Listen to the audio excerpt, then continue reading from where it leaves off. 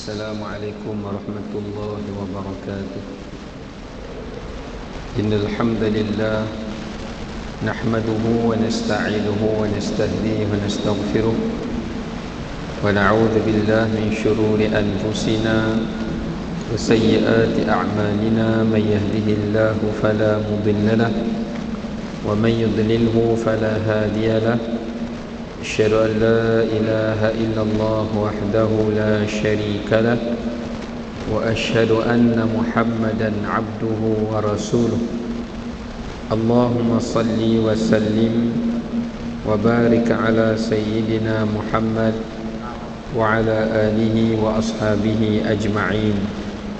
قال رب اشرح لنا صدورنا ويسر لنا أمورنا واحلل عقدة من ألسنتنا يفقه قولنا. اللهم رب يسر ولا تعسر ربي تمم بالخير. أما بعد. Alhamdulillah, kita rafakkan puji dan syukur kepada Allah Ta'ala di atas segala rahmat dan kurniaannya. Pada malam ini kita masih lagi dikurniakan oleh Allah Ta'ala kehidupan, kesihatan dan afiat, dan peluang untuk dapat kita beriktikaf di rumah Allah Ta'ala dan mendapat pahala menunggu di antara waktu salat, di samping dapat kita menunaikan ibadah salat fardu maghrib secara berjemaah. Dan insya-Allah kita akan menyambung semula untuk pengajian kitab Riyadhus Salihin, sambungan kepada hadis yang berikutnya, iaitu hadis yang ketiga. وعن أبي هريرة رضي الله عنه قال قال رسول الله صلى الله عليه وسلم إن الله عز وجل يقول يوم القيامة يا ابن آدم مرضت فلم تعدني يا ربي كيف أعودك وأنت رب العالمين قال أما علمت أن عبدي فلانا مرض فلم تعده أما علمت أنك لو عدته لوجدتني عنده يا ابن آدم استطعمتك فلم تطعمني قال يا رب كيف أطعمك وأنت رب العالمين قال أما علمت أنه استطعمك عبدي فلان فلم تطعمه أما علمت أنك لو أطعمته لوجدت ذلك عندي يا ابن آدم استسقيتك فلم تسقني قال يا رب كيف أسقيك وأنت رب العالمين قال استسقاك عبدي فلان فلم تسقه أما علمت أنك لو سقيته لوجدت ذلك عندي رواه مسلم. Panjang hadis ini tuan-tuan ya. Ini hadis kursi tuan-tuan, daripada Sayyidina Abu Hurairah radhiyallahu an. Ia berkata bahawasanya Nabi sallallahu alaihi wasallam bersabda, iaitu di mana Allah Subhanahu wa taala berfirman. Maknanya lepas disebut Nabi SAW bersabda, lalu disebutkan Allah Ta'ala berfirman. Kata Allah Ta'ala pada hari kiamat, wahai anak Adam, aku sakit dan tidak engkau menjenguk atau menziarahiku. Jawab manusia, Tuhanku, bagaimana saya hendak menziarahi engkau padahal engkau adalah Tuhan sekalian alam. Firman Allah, apakah kau tidak tahu bahawa si fulan hambaku sakit, maka kau tidak pergi menziarahinya? Apakah kau tidak mengetahui sekiranya kau menziarahinya, nescaya kau akan mendapati aku di sana? Wahai anak Adam, aku meminta makanan namun engkau tidak memberi makan. Jawab manusia, wahai Tuhanku, bagaimana aku hendak memberi makan kepada engkau padahal engkau adalah Tuhan sekalian alam? Firman Allah, tidakkah engkau mengetahui hambaku fulan lapar dan meminta makanan kepadamu, maka tidak engkau beri makan? Apakah kau tidak mengetahui bahawa sekiranya kau memberi makan padanya, tentu kau dapatkan itu padaku. Wahai anak Adam, aku minta minum padamu kerana kehausan, maka tidak kau memberi minum. Jawabnya lagi, wahai Tuhanku, bagaimana saya hendak memberi minum kepadamu, padahal engkau adalah Tuhan sekalian alam. Firman Allah, fulan hambaku dalam dahaga, lalu ia meminta minuman kepadamu, namun kau tidak memberi minum padanya. Apakah kau tidak mengetahui bahawa sekiranya kau memberi minum, nescaya kau akan mendapatkan itu daripadaku. Ini satu hadis yang panjang tuan-tuan, mengenai hadis qudsi. Baik, tuan-tuan dirahmati oleh Allah Subhanahu Wa Taala. Pertama, sebelum kita nak pergi kepada pengajaran hadis ni, kita nak lihat apakah perbezaan di antara hadis qudsi dengan hadis nabawi. Para ulama kata hadis qudsi itu apa yang diriwayatkan oleh Nabi sallallahu alaihi wasallam daripada Allah Taala. Maknanya Nabi SAW sebut balik perkataan yang Allah sebut, dari yang Allah sebutkan. Maknanya Allah sebut pada Nabi SAW, Nabi SAW ulang balik apa yang Allah sebut dengan lafaz Allah, dengan lafaz yang seperti mana Allah sebut. Nabi SAW hanya mengulang balik perkataan dan lafaz yang disebut oleh Allah Ta'ala. Ya, cuma bezanya tuan-tuan dengan Quran, hadis qudsi ini dia tidak bersifat mukjizat macam Quran. Maknanya kalau saya baca hadis qudsi tadi, saya tak dapat pahala macam saya baca Quran. Tapi kita belajar nak faham tu dapatlah pahala. Cuma saya baca setiap huruf-huruf pada hadis qudsi itu tak dapat pahala, kerana dia tidak sama macam Al-Quran. Walaupun lafaznya dari Allah, lafaznya dari Allah, cuma Nabi SAW ulang balik, sampaikan balik lafaz itu. Dia beza dengan Quran. Kalau Quran, Allah sampaikan kepada malaikat Jibril alaihissalam, malaikat Jibril sampaikan balik pada Nabi SAW, dan Nabi SAW mendengar daripada malaikat Jibril, tidak secara langsung daripada Allah. Kalau hadis qudsi, Nabi SAW dengar secara langsung daripada Allah, kemudian baginda ceritakan balik, sampaikan balik. Itu hadis qudsi. Adapun hadis nabawi, Allah ilhamkan kepada Nabi SAW melalui wahyu. Nabi SAW faham ilham tu, dan Nabi SAW ucapkan sendiri menggunakan ayat Nabi dan bahasa Nabi SAW berdasarkan kandungan wahyu yang Allah sampaikan. Dia tak sama macam hadis qudsi, ya. Jadi sebab itu kalau kita lihat apa beza antara hadis qudsi dengan hadis nabawi, mudah saja. Kalau hadis qudsi, apa yang disandarkan oleh Nabi kepada Allah. Kalau hadis nabawi, apa yang disandarkan kepada Nabi sahaja melalui wahyu daripada Allah. Yang tu di antara perbezaan di antara hadis qudsi dan juga hadis nabawi. Yang kedua, beza hadis qudsi nabawi. Hadis qudsi, Nabi SAW akan kata Allah berfirman. Kalau hadis nabawi, Nabi SAW hanya berkata aku bersabda. Dia tidak akan mengatakan Allah berfirman, ya. Okay, itu dari segi perbezaannya lah. Okay, kita balik semula kepada hadis yang kita bacakan ni tuan-tuan. Hadis ni tuan-tuan rahmati oleh Allah, pertama dia memberikan pada kita satu pengajaran yang besar, iaitu antara soalan hisab. Soalan hisab pada hari kiamat, yang Allah Ta'ala akan persoal kita pada hari kiamat nanti mengenai hak orang Islam yang lain kepada kita. Itu salah satu soalan hari kiamat.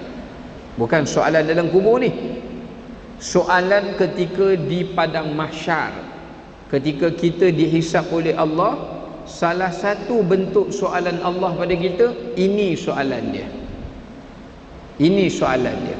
Maknanya tuan-tuan, pada hari akhirat ulama kata kita akan disoal oleh Allah akan dua soalan yang besar. Bukannya dua soalan saja, dua soalan yang besar. Yang pertama, Allah menyoal kita tentang semua hak-hak Allah. Bila sebut hak Allah, bukannya satu. Hak Allah tu merangkumi hak Allah dari sudut tauhid, akidah, iman. Kemudian termasuk hak Allah tu hak Rasul, termasuk hak Allah tu hak agama, hak syariat. Allah akan tanya. Yang keempat, hak ibadah. Ini hak Allah. Allah akan tanya. Termasuklah pada hak Allah itu hak Al-Quran. Ini semua hak Allah. Lepas habis Allah tanya yang itu, bukan maknanya kita beli syurga dah, tak boleh lagi. Pergi sesi yang kedua. Sesi yang kedua, Allah bertanya pula kepada kita tentang hak yang berkaitan dengan manusia. Yang ni lebih panjang soalan-soalan yang dipersoalkan oleh Allah Ta'ala. Ada sebahagian ulama kata lepas dah habis dua sesi itu, Allah Ta'ala tanya pula hak ketiga. Hak ketiga. Hak ketiga adalah hak pemberian. Apa maksud hak pemberian? Semua nikmat-nikmat yang Allah bagi kepada kita, Allah Ta'ala tanya last sekali setelah kita berjaya menjawab dua hak yang pertama. Kalau siapa yang dah hadapi soal jawab sampai ke peringkat yang ketiga, dia boleh selamat, insya-Allah dia mudah jalan ke syurga. Tapi kalau siapa yang sesi yang pertama pun dia bermasalah, dia akan mendapat hisab yang susah. Dan sudah ditunjukkan baginya jalan dia ke neraka. Maknanya masa dia tengok titian sirat tu dah ditunjukkan tempat dia akan jatuh ke dalam neraka. Ini yang menyebabkan susah dan sukar perjalanan seseorang itu nak balik menuju Allah Subhanahu wa taala. Sebab itulah tuan-tuan dirahmati oleh Allah Subhanahu wa taala sekalian, mengenai hak Allah yang paling awal Allah akan tanya, yang paling awal Allah Ta'ala akan tanya. Kalau kita baca di dalam ayat Al-Quranul Karim tuan-tuan, yang paling awal Allah Ta'ala akan tanya kepada kita adalah mengenai hak kita menyembah Allah, hak kita menyembah Allah Ta'ala, ya. Maknanya soal Allah bertanya mengenai salat. Sebab tu disebut awwalu ma yuhasabu bihil abdu as-salah. Benda yang pertama Allah Ta'ala akan tanya adalah solat. Itu bagi orang Islam. Bagi orang yang tidak Islam, benda pertama yang Allah Ta'ala akan tanya mereka adalah tentang Allah. Maknanya apakah mereka itu mengenal Allah, apakah mereka itu mengesakan Allah, mentauhidkan Allah. Itu Allah Ta'ala akan tanya. Tapi bagi orang Islam, perkara pertama Allah akan tanya kepada mereka adalah salat. Adapun yang sesi kedua, perkara pertama yang Allah akan tanya kepada kita sebagaimana disebut dalam hadis, awwalu ma yuqda bihi bainan nas ad-dima. Benda pertama Allah Ta'ala akan tanya berkaitan dengan urusan sesama manusia adalah berkenaan dengan darah. Darah ni berkaitan dengan pembunuhan. Apakah kita pernah bunuh orang, cederakan orang, menyakiti orang sampai mendapat luka ataupun sakit. Maka itu antara perkara pertama yang Allah Ta'ala akan tanya berkenaan dengan hubungan dengan manusia. Banyaklah kalau saya nak perincikan itu. Sebenarnya kalau tuan-tuan baca dalam Quran, baca dalam hadis, semua soalan-soalan hisab ni pun dah bocor. Bukan soalan kubur je dah bocor, soalan hisab pun dah bocor. tinggal kita nak sediakan jawapan sahaja. Ya, nak sediakan jawapan sahaja. Ya. Antara soalan-soalan yang Allah Ta'ala akan tanya, ya, saya ringkaskan tuan-tuan, ya, sebab ada satu kitab yang menuliskan tentang mengenai soalan-soalan hisab.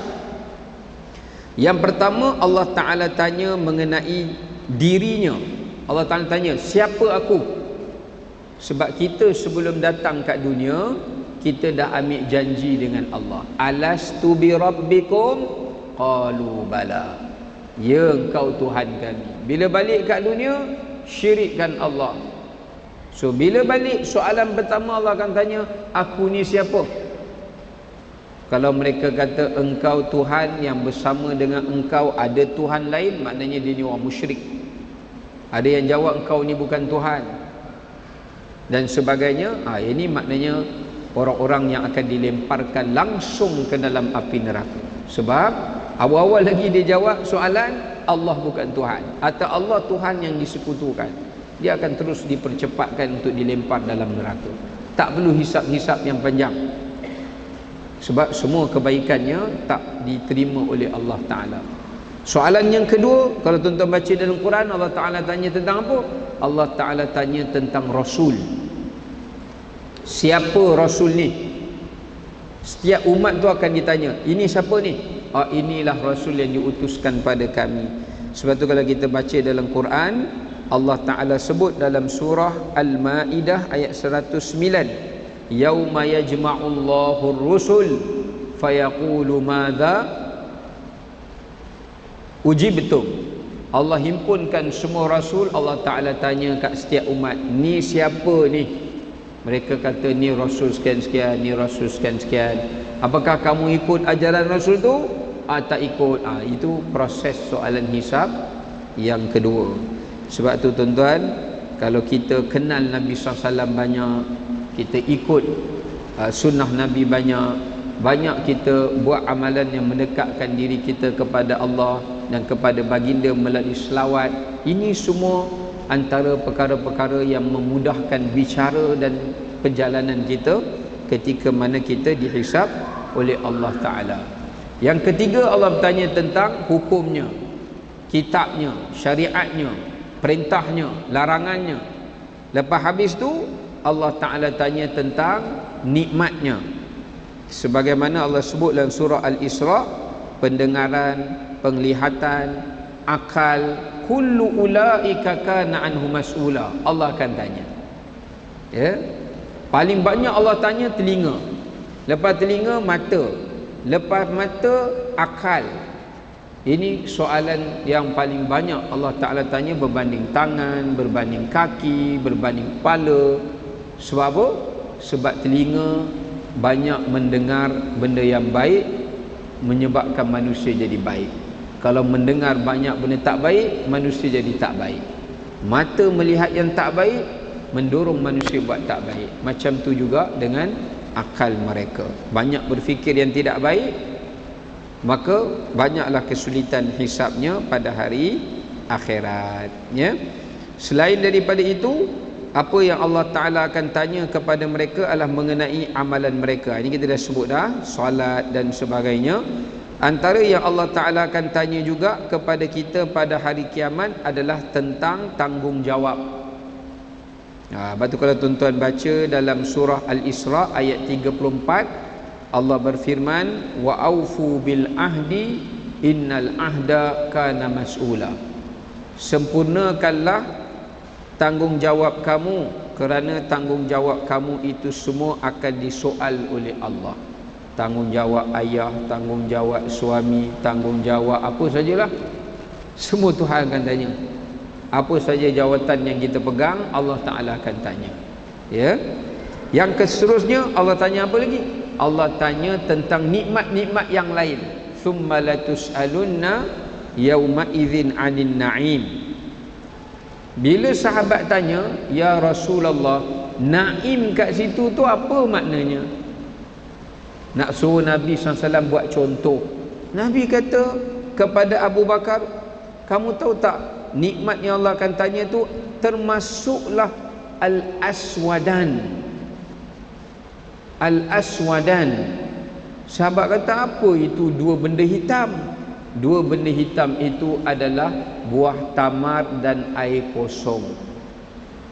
Maknanya Nabi SAW bagi tahu, kalau kamu makan air, kamu minum air kosong, kamu makan sebiji tamar pun, Allah akan tanya pada hari akhirat. Itu kalau orang Arab makan buah tamar. Kalau kita makan sebutir nasi itu pun Tuhan tanya. Sebab kita makan benda kecil kan. Arab dia makan roti tu sekeping tu besar lah juga. Makan buah tamar besar juga. Ini kalau kita makan nasi, setiap biji nasi atau beras itu sebelum dia dimasak, itu semua juga akan ditanya oleh Allah kan. Bahkan dalam hadis Nabi kata, Allah tanya tentang tunggangan kamu, isteri kamu, anak kamu, semua sekali lah, ya, Allah akan tanya. Kemudian apa lagi Allah Ta'ala akan tanya pada hari akhirat? Termasuk yang Allah Ta'ala akan tanya dalam hadis sebut 4. Satu, ilmu. Ni tuan-tuan, saya mengajar tuan-tuan, Allah akan tanya. Saya mengajar ni, saya buat ke tidak? Susah nak jawab. Kita yang belajar ni, lepas dah belajar, amal ke tidak pun Tuhan tanya. Habis kalau macam tu Ustaz, saya ingat minggu depan saya tak nak datang lah, tak nak belajar. Sebab apa? Tak payah kena tanya, lagi kena tanya. Sebab bila Allah bertanya tentang ilmu, bukan bererti orang jahil tak kena tanya. Kalau dia tak ada ilmu, lagi berat dia punya soalan dia. Tapi kalau dia ada ilmu, Allah akan tanya juga kepada dia, supaya nak dia beramal dengan ilmu itu. Pertama Allah Ta'ala tanya tentang ilmu kita.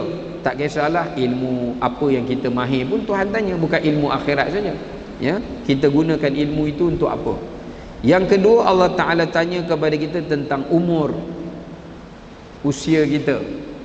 Siapa yang lebih umur panjang, lebih banyak soalan dia. Ada berani minta umur pendek? Tak berani kan? Lebih panjang usia dia, lebih banyak soalan hisab dia. Melainkan kalau dia termasuk dalam golongan orang yang panjang umurnya, bagus amalannya, itu insya-Allah. Tapi kalau yang panjang umur, agak-agak bagus, kurang-kurang bagus, yang tu pandai-pandailah, kata Nabil, lu fikirlah sendiri, kena jawab sendiri, ya. Hisabnya lebih lama, sebab Allah bagi peluangnya lebih lama, maka mestilah soalannya lebih lama. Kemudian Allah bertanya apa lagi? Tentang harta. Harta kita pun Allah Ta'ala tanya, banyak mana, buat apa, belanja apa, dapat mana, semua Allah Ta'ala tanya. Termasuk juga yang Allah Ta'ala tanya tentang tubuh badan kita. Sebab tu badan kita, kesihatan kita ni Tuhan tanya. Tak bolehlah saya ni badan saya suka hati saya lah Ustaz, saya nak jaga ke tak nak jaga ke, Tuhan tanya. Allah Ta'ala akan tanya. Kalau kita jaga kesihatan badan kita, kita jaga dengan tujuan nak sihat tu untuk beribadat, boleh jawab dah hadapan Allah. Tapi kalau kita tak jaga, kita rosakkan tubuh ini, buat benda-benda yang memudaratkan tubuh, Tuhan akan tanya.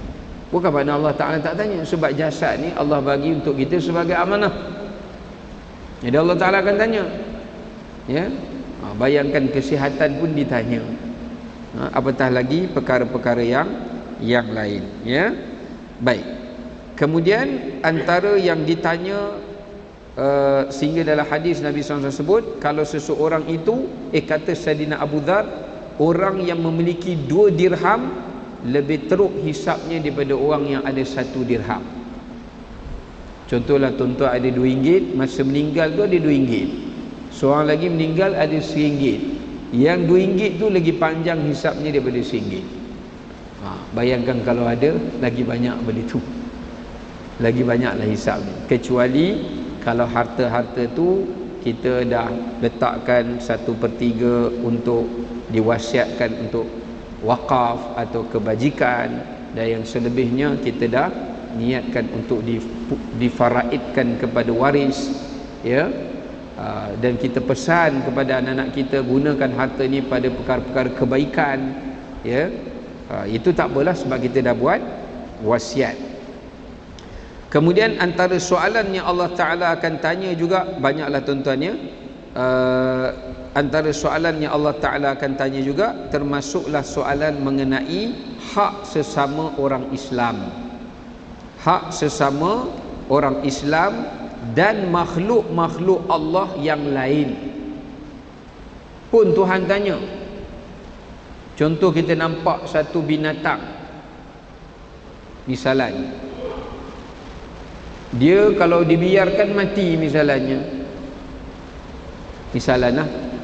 maka kalau kita pergi selamatkan dia, beri makan pada dia, beri minum pada dia, walaupun tak semesti kita kena jaga dia, tapi kalau kita membantu dia, menghilangkan laparnya, mengubati sakitnya, lepas tu kita lepaskan dia balik, yang tu pun menjadi ganjaran yang besar pada hari akhirat. Tetapi yang Allah Ta'ala akan tanya yang sebenar-benarnya adalah hak sesama orang Islam. Hak sama orang Islam seperti mana yang kita baca dalam hadis qudsi ini. Baik, antara yang Allah Ta'ala akan tanya berkenaan dengan hak sesama manusia ni, yang pertama sekali Allah Ta'ala tanya hak ibu bapa. Sebab tu lepas Allah sebut dalam Quran, wa'budullah wa la tusyriku bihi syai'a wa bil walidaini ihsana. Lepas Allah Ta'ala tanya hak ibu bapa, siapa nombor dua Allah akan tanya? Hak pasangan. Tuan-tuan baca dalam Quran, Allah sebut yauma yafirrul mar'u min akhihi wa ummihi wa abihi wa sahibatihi wa bani. Manusia lari daripada semua ni sebab apa? Sebab Tuhan tanya, sebab tu dia lari. Selain daripada mak ayah, Allah akan tanya tentang hak pasangan. Kemudian Allah Ta'ala tanya tentang hak anak pinak, yang ahli keluarga lah senangnya. Lepas tu Allah Ta'ala tanya adik-beradik, kerabat dan jiran. Itu pun juga Allah Ta'ala akan tanya, ya. Termasuklah jiran ni, ataupun yang lebih daripada jauh daripada jiran, hak orang Islam yang menjadi kenalan kita, kawan kita. Sebab tu dalam hadis disebut, Allah kata kawan kamu sakit, apatah lagi kalau mak ayah, apatah lagi kalau isteri dan anak, apatah lagi kalau adik-beradik, tapi tak dipedulikan pun Allah Ta'ala tanya. Apabila mereka sakit, kita pergi tak doakan, ziarah ke, ringankan beban dia, pun Allah Ta'ala tanya. Ya, susah nak jawab tuan-tuan. Kadang-kadang kita tahu kawan sakit, kita rasa macam benda itu tak penting, padahal benda yang seperti itu pun Tuhan akan tanya. Kecuali kalau kita tak dapat nak dielakkan kerana atas keuzuran yang menghalangi, ya. Contoh, kita pun tak berapa sihat, tak dibenarkan ziarah orang yang sedang sakit, ataupun orang yang sakit tu tak boleh menerima orang yang datang ziarah, yang tu tak apalah, ada alasan kita, ya. Ini pun Allah Ta'ala akan tanya. Yang kedua, selain daripada mereka sakit, ya Allah Ta'ala akan tanya orang yang lapar. Nah, tuan-tuan kena jaga hak ni. Pertama, dengar orang yang sakit, pergi doa kat dia. Kalau tak boleh nak bagi ubat kat dia, tak boleh nak rawat dia, doa kat dia. Tak boleh doa, kalau tak boleh rawat dia, ziarah dia dan doakan dia. Kalau tak boleh juga ziarah, tak boleh rawat, doakan dia juga, supaya Allah berikan kesembuhan. Supaya balik-balik ke akhirat Allah Ta'ala tanya, ya memang saya tak ziarah, tapi saya doakan untuk dia, saya doakan untuk kesembuhan dia, saya solat hajat untuk dia. Sekurang itu ada jawapan nak jawab di hadapan Allah Ta'ala. Yang kedua, kalau tengok orang lapar, bagi makan tuan-tuan. Jangan biarkan mereka pergi dalam keadaan lapar. Tuhan akan tanya. Contoh, tuan-tuan duduk kat traffic light, datang satu orang, cik saya lapar, jangan tolak, bagi. Tak semestinya kita bagi banyak, kita bagilah sekadar benda yang boleh menghilangkan lapar dia, walaupun hanya dengan sekadar dia beli botol air ke, atau dia boleh beli roti yang harga gardenia yang harga berapa sen tu ke, yang boleh menghilangkan lapar dia. Kita letak dalam kepala ni, kalau dia cakap dia lapar ni, saya biarkan dia begitu saja, Tuhan akan tanya, hamba ku lapar, datang kepada kamu, kamu biarkan dia pergi dalam keadaan kamu tak mengenyangkan. Nak jawab apa agak-agak? Tak boleh jawab. Kecuali lah kita tahu dia ni sindiket, dia tak lapar pun dia menipu kita. Ya, datang, saya lapar. Kita pun sekali tu bagilah. Tiba-tiba terjumpa, kita dapat gaji, pergilah makan kat kedai yang hipster sikit, yang grand. Tengah duk makan, nampak mamat tu, dia order pula lamb shank, lagi mahal daripada kita chicken grill. Kita makan ayam je, dia makan puas kambing terus. Ish, macam kenal lah, tapi di mana ya? Macam pernah tengok je. Kita kenal dia. Sekali kita cap, oh ini yang minta sedekah tu. Maknanya dia bohong kita. Kalau lepas tu dia kata dia lapar, kita tak bagi, tak apalah. Tapi kalau kita tak pernah menyaksikan dia ni tipu ke apa ke, kita kena sangka baik pada dia. Bagilah. Jangan biarkan dia lapar. Kecuali kalau dia datang, dia kata saya nak jual ni, tuan-tuan nak tolak, tu tak apalah, sebab dia jual barang. Tapi kalau dia kata dia lapar, tuan-tuan tengok dalam keadaan dia pun tak terurus, bagi. Kalau dia tipu, tu soal dia dengan Allah Ta'ala. Kecuali kalau kita mengetahui ada bukti yang dia berbohong. Ya. Yang kedua tuan-tuan, kalau ada orang dahaga, bagi minuman dekat dia. Tak kiralah sama ada manusia ataupun hayawan. Ya, sebab tu ada dalam satu hadis, tak semestinya dia dahaga. Kalau dia perlukan air untuk tujuan yang lain pun kena bagi. Kena tolong dia bagi air. Bayangkan ada di zaman Nabi SAW, ada dua orang di Madinah. Seorang sahabat dia ni, jiran dia ni memerlukan air. Jadi bila diperintahkan supaya dibuat saluran daripada tempat pilih air, bukan pilih air, dulu kantung air disimpan air hujan tu, dibuatkan laluan pergi ke kebun dia. Tapi nak pergi ke kebun dia kena lintas laluan kebun jiran dia. Kebun jiran dia tak benarkan, menyebabkan rosak tanaman dia. Dia terpaksa kait air tu pergi siram, kait air pergi siram. Padahal kalau lalu, jiran dia pun dapat manfaat air itu juga, tapi dia halang. Ya, dia menghalang.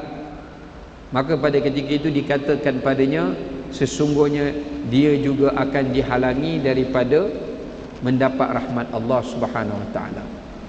Bayangkan kalau tahap macam tu pun boleh menyebabkan seseorang tu tidak mendapat rahmat Allah, dan secara tak langsung kalau dia tak dapat rahmat Allah, susah untuk dia nak masuk syurga Allah Subhanahu Wa Taala. Ya. Baik. Jadi kalau kita tengok orang memerlukan air, sama ada untuk dia minum, sama ada untuk dia berwuduk, sama ada untuk dia mandi, atau apa-apa keperluan yang lain, berikanlah. Belikan dia, bagi. Atau kita ada tangki lebih, kita bagi dia pakai. Ya. Dengan untuk tujuan keperluan lah. Bukanlah sampai kadang-kadang orang kita ni bila dah bagikan, dia angkut semua pula. Ya, dia tada, disimpan kat dia. Macam saya cerita kat tuan-tuan baru ni lah, masa pergi haji. Ya, masa pergi haji dekat masuklah. Kita bilang lagi. Baik tuan-tuan muslimin muslimat, mukminin mukminat yang dirahmati oleh Allah Subhanahu Wa Taala. Salah contoh masa haji baru, masa pergi di Arafah, tak ada air. Ya. Saya tak pastilah maktab lain ada air ke tak, tapi tempat kawasan kami tu air tak ada, tangki habis. Sebab macam pihak muassasah ni, dia duduk di Arafah daripada 8 Zulhijjah, duduk sehari setengah, daripada pagi 8 Zulhijjah tu sampailah maghrib 9 Zulhijjah, baru berangkat pergi Muzdalifah. Jadi bila keesokan hari nak ukur tu, air habis. Rupanya tangki-tangki air tu tak, stoknya tak dipenuhkan. Orang yang pakai ramai, tak berhenti, habis. Walaupun dah pesan dah masa di Arafah, tak payahlah mandi juga. Sebab orang kita ni dia cakap, jangan cakap larang lagi dia buat. Dilarang buang sampah, ada buang sampah kat situ. Dilarang parking, dia parking juga.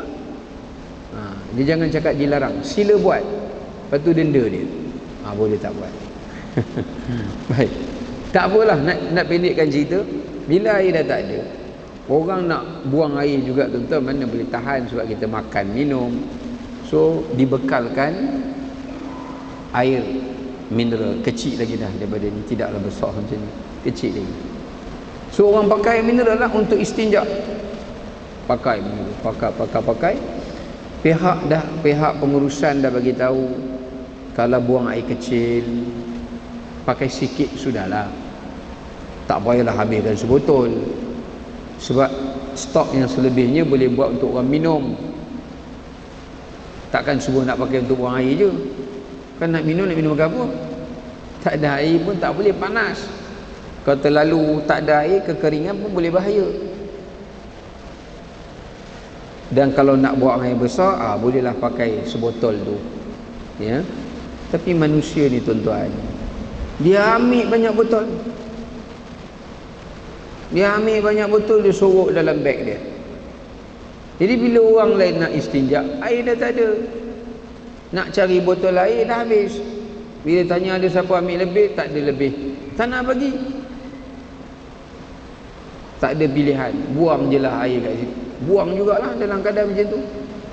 Nak buat macam mana? Sebaiklah ada beberapa jemaah yang bawa tisu. Saya bawa juga, memang dah standby lah, takut jadi apa-apa, sajalah bawa. Padahal menjadi satu kewajipan, bila orang memerlukan, dia kena bagi.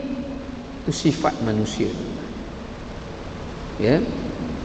Sedangkan dalam satu hadis saya pernah baca, ada 3 golongan yang Allah tidak akan memandang mereka pada hari kiamat. Antaranya, man kana ma'ahu fadlun minal ma', orang yang ada lebihan air, lalu dia menghalangi saudaranya itu untuk mendapatkan air itu untuk keperluan, sama ada untuk minum ataupun untuk dia berwuduk dan sebagainya, dihalang. Ini juga salah seorang orang yang Allah Ta'ala benci, ya. Sebab tu kita tak boleh jadi orang yang mementingkan diri. Sebab tu Nabi ajar didik sahabat, kalau dia orang ada segelas ni, dia minum seorang sikit supaya pastikan yang lain juga dapat merasai minuman. Bukan dia minum habis segelas, dia bagi kat orang gelas saja, air cari sendiri. Tak, ya. Baik. Jadi itulah di antara 3 kebajikan yang perlu kita utamakan. Sakit, untuk rawatan, ubatan. Yang orang, contoh kalau tuan-tuan tengok ada siapa-siapa sakit, dia perlukan rawatan, bantu dia sekadar yang kita mampu, supaya kita dapat lepas soalan tu. Bukan nak sponsor semua, kita bagi banyak tu pun dah lepas dah soalan. Ya Allah, ini je aku mampu bagi. Nak tanggung semua tak mampu lah, lepas. Nak bagi lepas, jawab di hadapan Allah. Lapar bagi, dahaga bagi, ya. Tapi bukan ini saja, sebagai riwayat disebut tempat tinggal, tempat berteduh. Orang tak ada tempat nak tidur, dia nak tumpang rumah kita, bagilah. Kecuali dia perompak, janganlah bagi. Kemudian orang yang tak memiliki pakaian nak semayang ke, pakaian dia terkena najis, nak pinjam pakaian ke, bagi. Itu pun termasuk juga, ya. Itu tambahanlah, tempat tinggal dan juga pakaian. Dalam kesimpulannya nak katakan benda-benda yang asas, ya, yang orang semua memerlukan benda itu, maka itu keutamaan untuk kita tunaikan, penuhi, supaya kita ada perlepasan di hari akhirat ketika mana dihisap oleh Allah Subhanahu wa taala. Selain daripada itu, nak menunjukkan 3 amalan ini ataupun 2 lagi tambahan, itu adalah amalan yang paling besar ganjarannya dan melapangkan kita daripada kesulitan pada hari mahsyar. Memang ada disebut, masa seorang dahaga di mahsyar, datang orang yang menghilangkan dahaga orang, lalu diberi minum. Datang kelebihan pahala, dia memberi makan, lalu diberatkan timbangan amalannya. Yang memberi pakaian, yang meneduhkan orang, diteduhkan dia di bawah arasy Allah. Sebab dulu dia pakaikan manusia dengan pakaian yang meneduhkan kulit orang itu daripada api, daripada matahari. So Allah haramkan kulit dia disentuh api. Itu semua kebajikan-kebajikan yang perlu untuk kita berikan keutamaan, ya. Okey, baik, wallahu taala alam. Kita berhenti sekadar itu untuk malam ini. Insya-Allah kita akan sambung pada kuliah yang akan datang. Barakallahu fikum. Assalamualaikum warahmatullahi wabarakatuh.